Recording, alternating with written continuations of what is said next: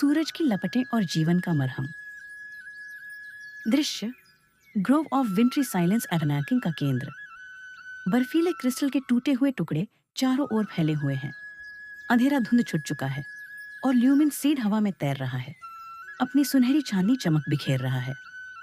Elina जमीन पर पड़ी है, उसकी चमक फीकी पड़ चुकी है।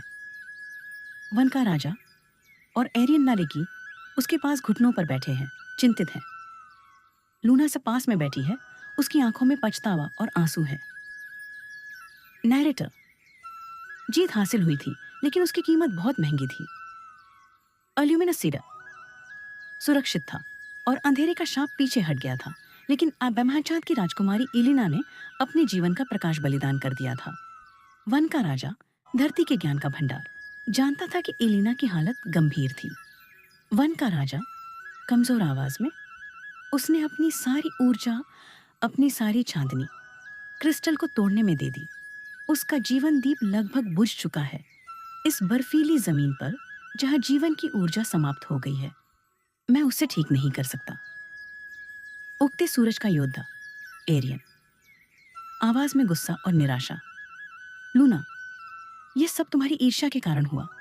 तुमने ल्यूमिन सीड को बचाया, लेकिन उसकी कीमत पर, जिसे तुम अपनी बहन कहती थी। लूना रोते हुए, मैं जानती हूं, मैं अंधा हो गई थी। मुझे माफ कर दो एलिना।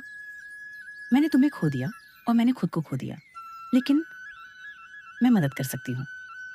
मेरे पास अभी भी आइलेस नॉक्टर्नल ऑब्जर्वेटरी टाई का कुछ ज्ञान बचा है। दिश लूना एलिना के पास रेंग कर जाती है। वन का राजा उसे संदेह से देखता है, लेकिन एरियन शांत रहता है। लूना अपना सिर हिलाती है, फिर अचानक एरियन की ओर देखती है। लूना, वनराज सही है, इस जमीन पर उपचार संभव नहीं है, लेकिन इलिना ने अपने भीतर के और ज्यादा पॉइंट को खो दिया है। उसे काहीमाग सूरज जीवित की ऊर्जा चाहिए।